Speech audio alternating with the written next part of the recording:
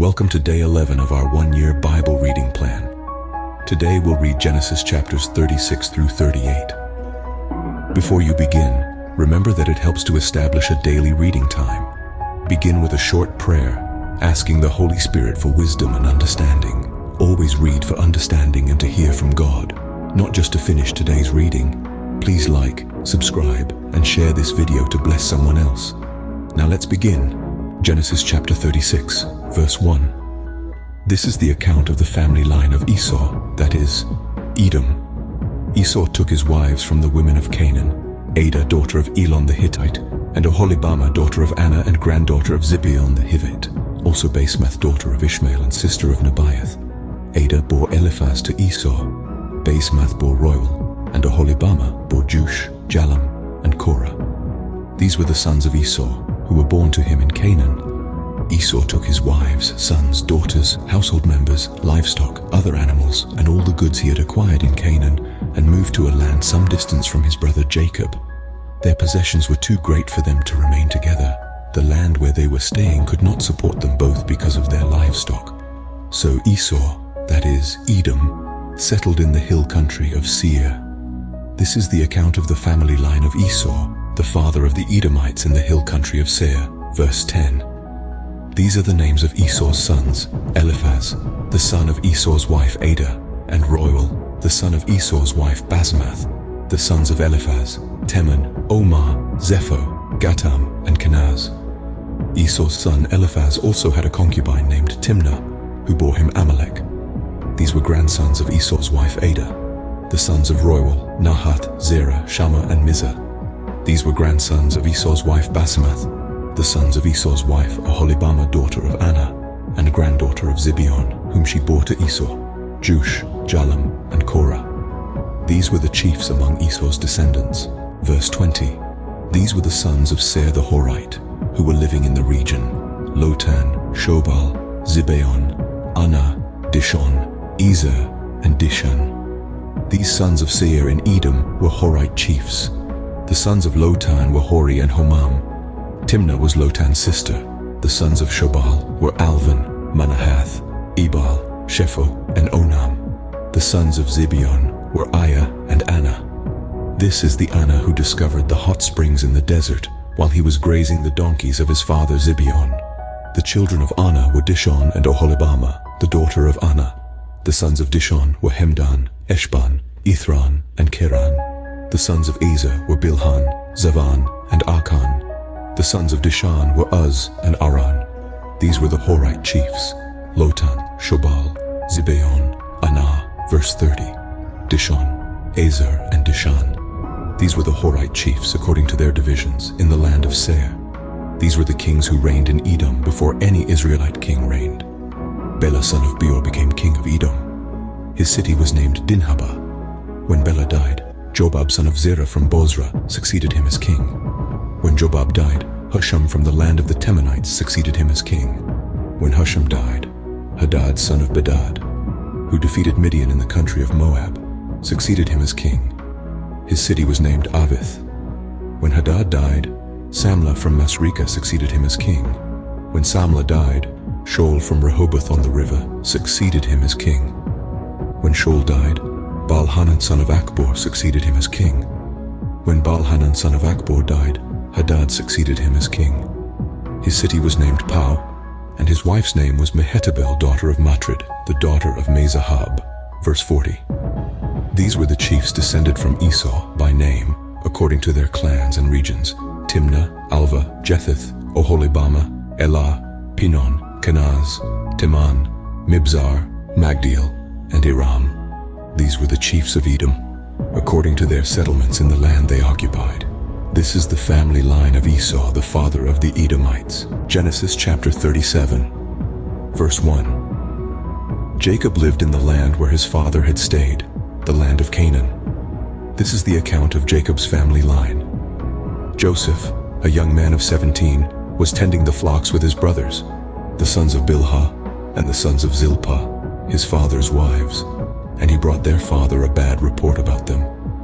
Now Israel loved Joseph more than any of his other sons, because he had been born to him in his old age, and he made an ornate robe for him.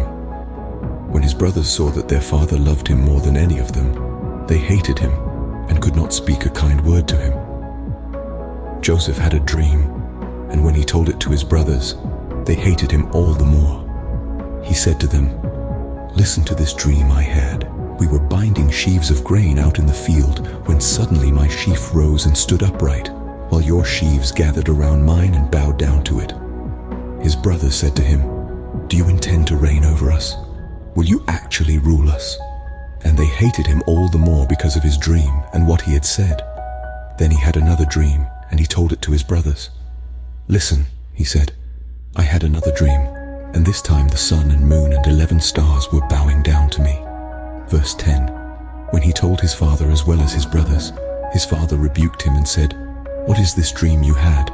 Will your mother and I and your brothers actually come and bow down to the ground before you?" His brothers were jealous of him, but his father kept the matter in mind. Now his brothers had gone to graze their father's flocks near Shechem, and Israel said to Joseph, "As you know, your brothers are grazing the flocks near Shechem. Come, I am going to send you to them." "Very well," he replied. So he said to him, "Go and see if all is well with your brothers and with the flocks, and bring word back to me." Then he sent him off from the valley of Hebron. When Joseph arrived at Shechem, a man found him wandering around in the fields and asked him, "What are you looking for?" He replied, "I'm looking for my brothers. Can you tell me where they are grazing their flocks?" "They have moved on from here," the man answered. "I heard them say, 'Let's go to Dothan.'" So Joseph went after his brothers and found them near Dothan. But they saw him in the distance, and before he reached them, they plotted to kill him. "Here comes that dreamer," they said to each other. Verse 20. "Come now, let's kill him and throw him into one of these cisterns and say that a ferocious animal devoured him. Then we'll see what comes of his dreams." When Reuben heard this, he tried to rescue him from their hands. "Let's not take his life," he said. "Don't shed any blood. Throw him into this cistern here in the wilderness, but don't lay a hand on him." Reuben said this to rescue him from them and take him back to his father. So when Joseph came to his brothers, they stripped him of his robe, the ornate robe he was wearing, and they took him and threw him into the cistern. The cistern was empty. There was no water in it. As they sat down to eat their meal, they looked up and saw a caravan of Ishmaelites coming from Gilead. Their camels were loaded with spices, balm, and myrrh, and they were on their way to take them down to Egypt. Judah said to his brothers, "What will we gain if we kill our brother and cover up his blood? Come, let's sell him to the Ishmaelites and not lay our hands on him. After all, he is our brother, our own flesh and blood." His brothers agreed. So when the Midianite merchants came by, his brothers pulled Joseph up out of the cistern and sold him for 20 shekels of silver to the Ishmaelites, who took him to Egypt. When Reuben returned to the cistern and saw that Joseph was not there, he tore his clothes. Verse 30. He went back to his brothers and said, "The boy isn't there. Where can I turn now?" Then they got Joseph's robe, slaughtered a goat, and dipped the robe in the blood. They took the ornate robe back to their father and said, "We found this. Examine it to see whether it is your son's robe." He recognized it and said, "It is my son's robe. Some ferocious animal has devoured him. Joseph has surely been torn to pieces." Then Jacob tore his clothes, put on sackcloth, and mourned for his son many days. All his sons and daughters came to comfort him, but he refused to be comforted.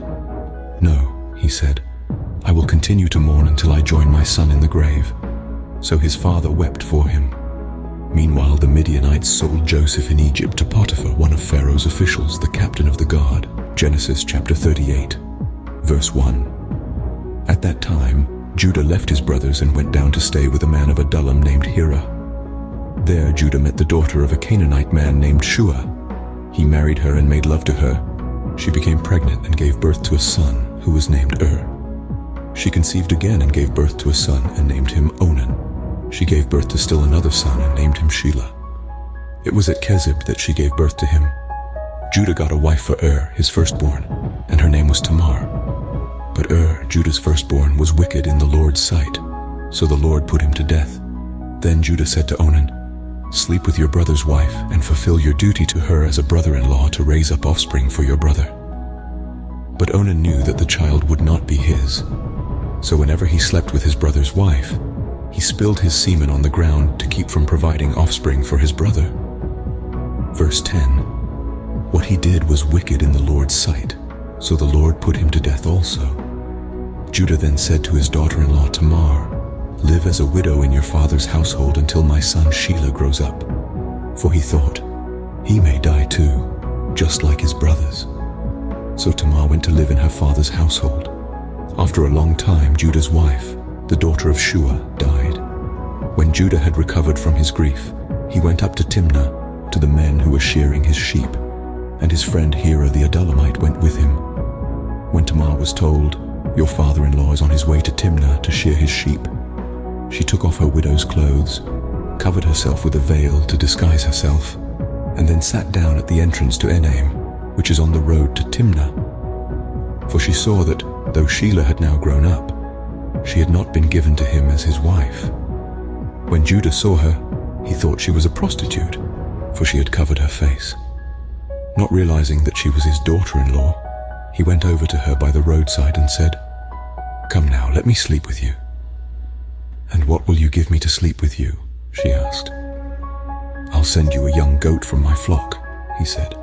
"Will you give me something as a pledge until you send it?" she asked. He said, "What pledge should I give you?" "Your seal and its cord, and the staff in your hand," she answered. So he gave them to her and slept with her, and she became pregnant by him. After she left, she took off her veil and put on her widow's clothes again. Verse 20. Meanwhile, Judah sent the young goat by his friend the Adullamite in order to get his pledge back from the woman, but he did not find her. He asked the men who lived there, "Where is the shrine prostitute who was beside the road at Enaim?" "There hasn't been any shrine prostitute here," they said. So he went back to Judah and said, "I didn't find her. Besides, the men who lived there said, 'There hasn't been any shrine prostitute here.'" Then Judah said, "Let her keep what she has, or we will become a laughing stock. After all, I did send her this young goat, but you didn't find her." About 3 months later, Judah was told, "Your daughter-in-law Tamar is guilty of prostitution, and as a result she is now pregnant." Judah said, "Bring her out and have her burned to death." As she was being brought out, she sent a message to her father-in-law. "I am pregnant by the man who owns these," she said, and she added, "See if you recognize whose seal and cord and staff these are." Judah recognized them and said, "She is more righteous than I, since I wouldn't give her to my son Shelah." And he did not sleep with her again. When the time came for her to give birth, there were twin boys in her womb. As she was giving birth, one of them put out his hand. So the midwife took a scarlet thread and tied it on his wrist and said, "This one came out first."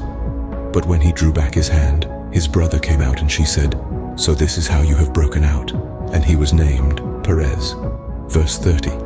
Then his brother, who had the scarlet thread on his wrist, came out, and he was named Zerah. This concludes Genesis chapters 36 through 38 for day 11. We hope you are enjoying these daily videos. Remember, you can access all videos through the playlist link in the description below. Thank you for taking the time to like, share, and subscribe to this channel. We'll see you in the next video for our day 12 reading.